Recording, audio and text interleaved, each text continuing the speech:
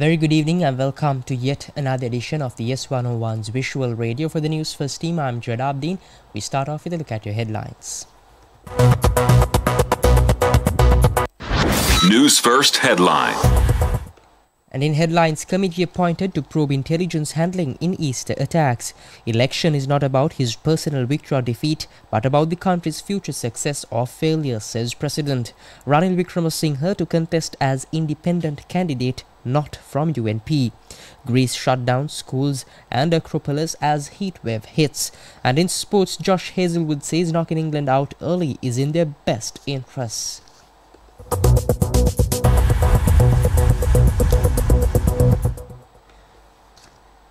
And now your news in detail. In local news, a committee of inquiry led by retired Judge A.N.J. Dialvis was appointed by President Ranil Wickremesinghe to probe actions of SIS, CNI and other authorities regarding prior information or intelligence on the 21st April 2019 bombings. It will assess responses based on Indian agency intel and investigate DMI's initial LTTE links to Vavunathivu killings. The findings are due by September 15, 2024.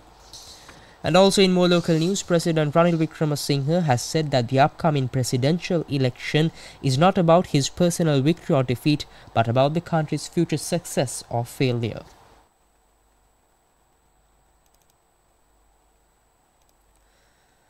The President met with the youth representatives participating in the parliamentary sectoral oversight committees in Baramulla. He adds negotiations with the IMF have completed and an economic program was also presented. He emphasized that it is essential for its implementation and the country's economic transformation. He said, quote-unquote, what happens if it collapses? Who will provide us with foreign exchange, medicine and fuel? We will be back at square one. We need to decide whether to adopt this system and move forward or reject it. The problem is not the people, it is here within the system. The President also said a decision on the adoption of this is crucial, adding that a change in direction following elections might stop the program.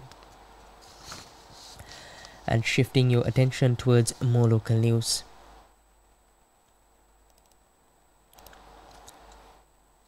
Chief of Staff to the President and National Security Advisor Sagala Ratnayaka said that the upcoming elections will be held on time despite what anyone has to say. Speaking in Kulannava a short while ago, Sagala Ratnayaka said that Ranil Wickremesinghe will contest the upcoming presidential election as an independent candidate and not representing the United National Party. He said that UNP will support the President, adding that talks are underway seeking support from other parties as well.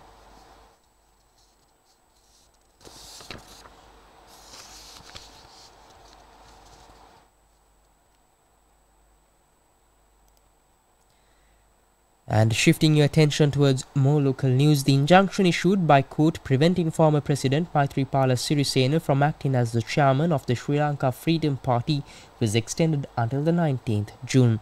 The decision was announced when the complaint filed by former President Chandrika Bandaranayake Kumaratunga was called up before Colombo Chief District Judge Sandun Vitana today. Maitri Gunaratna, President's counsel representing former President Maithripala Sirisena, argued that former President Chandrika Bandaranayake Kumaratunga is not a member of the Sri Lanka Freedom Party and therefore lacks the authority to intervene in the party's internal affairs or file a court case. Maitri Gunaratna, President's counsel, highlighted that Kumaratunga's petition was based on the SLFP constitution adopted in 2022, which is currently suspended by both the court and the election commissioner.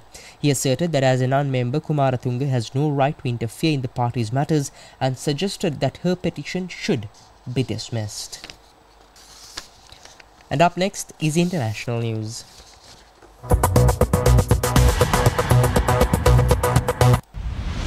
International news.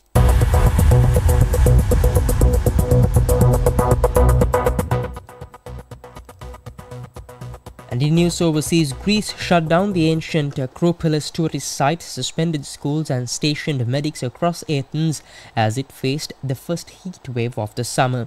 Temperatures were expected to hit 43 degrees Celsius today and tomorrow in parts of the Mediterranean country, driven by southerly winds bringing hot air and dust from North Africa. Many primary schools and nurseries across the country will shut down for 2 days. And up next is your update on sports. Sports news. And in sports, Josh Hazelwood has admitted that Australia could try and manipulate any margin of victory over Scotland should they be in a position to do so in order to knock England out of the T20 World Cup. While the exact sums won't be known until England have played Oman and Namibia, a defeat against either will end their tournament, while there is a good chance that a scenario emerges whereby Australia could win their final group match by a narrow enough margin to ensure Scotland went through at England's expense. With run rates not carrying forward to the Super 8s in this tournament, there would be no damage to Australia's hopes should they take their foot off the gas. And on that factor, Hazelwood conceded he thought it was odd that no benefits were taken from the group stage performances.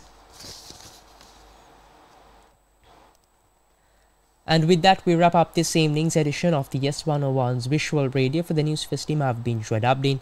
Thank you for watching, good night and take care.